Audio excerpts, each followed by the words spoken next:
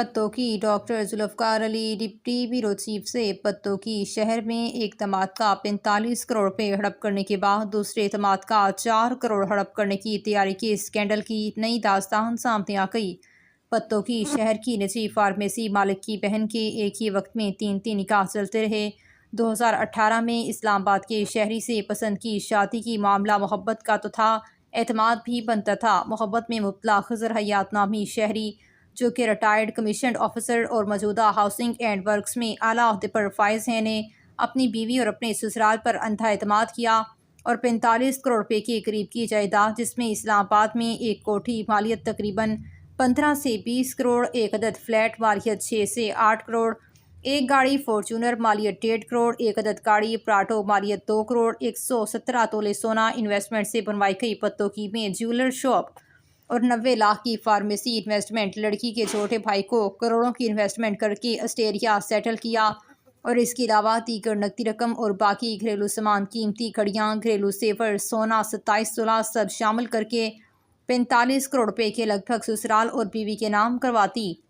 جس پر فارمیسی کا مالک، بھائی اور بہن گھر والوں سمیت بے ایمان ہو گئے۔ اسی دوران محترمہ بیوی نے عمرے پر گئی ایک عربی سے اپنے تعلقات استوار کیے اور خضر حیات کے نکاح میں ہوتے ہوئے نیا نکاح عربی سے کر لیا،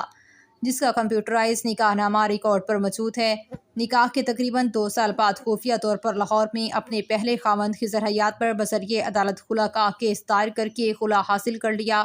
اور اپنے نام کی گئی دونوں گاڑیوں کے مقدمات اپنے شوہر پر درج کروا کر اسے گرفتار کروا دیا اور اس سے گاڑیاں بذریعہ پولیس حاصل کر لیں۔ محبت میں مبتلا شوہر نامدار پر جب یہ پہاڑ ٹوٹا تو باقی جائیداد کے لالے پڑ گئے۔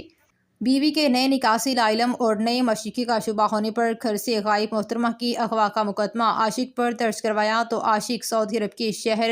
شہری صاحب کا نکاح نامہ لے کر حاضر خدمت ہو گئے،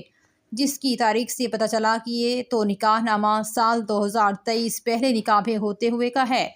جس پر مقدمہ میں نئی دفعات کا اضافہ کیا گیا اور محترمہ کو گرفتار کر لیا گیا۔ 45 دن کی جیل کاٹنے کے بعد محترمہ جیل سے بذریعہ ضمانت رہا ہوئیں۔ اسی دوران محترمہ کے تیسرے نکاح کے متعلق بھی باتیں سامنے آنے لگیں کہ ایک نکاح اور کیا ہوا ہے، جس کو ایک کار ایکسیڈنٹ میں مارا گیا یا مرا۔ جب محترمہ مقدمہ میں گرفتار ہوئیں تو گرفتاری کے بعد اس معاملے میں گھر کے دوسرے داماد سے رابطہ کیا گیا تھا اور اپنے خاندانی جائیداد کے معاملات کے لین دین حل کرنے کا بتا کر 4 کروڑ روپے ادھار لیے گئے اور اپنے معاملات حل کیے گئے۔ کچھ دن بعد جب خضر کے 45 کروڑ روپے کی جائیداد ہڑپ کرنے کی حقیقت سامنے آئی تو دوسرے داماد نے سمجھایا کہ خضر بھی آپ کا داماد تھا، اس طرح زیادتی نہ کریں، اس کے ساتھ بیٹھ کر پنچایت کے معاملات حل کریں۔ اس بات کی رنجش کے بعد دوسرے داماد سے لیے گئے 4 کروڑ روپے پر بھی بے ایمان ہو گئے، واپس کرنے کی بجائے ہڑپ کرنے کے لیے ہیلے بہانے بنانے شروع کر دیے اور دوسرے داماد کو بھی جھنٹی کروا کر الزامات کی بوچھاڑ شروع کر دی اور بات جھگڑے تک آ پہنچی۔ دیکھیں اب دوسرے داماد سے 4 کروڑ ہڑپ ہوتا ہے یا نہیں، ابھی اور بہت سے راز پوشیدہ ہیں۔ خیر، پتوکی کے شہر کے کچھ معززین اس معاملے میں ملوث ہو چکے ہیں، اب آگے دیکھیں اونٹ کس کروٹ بیٹھتا ہے۔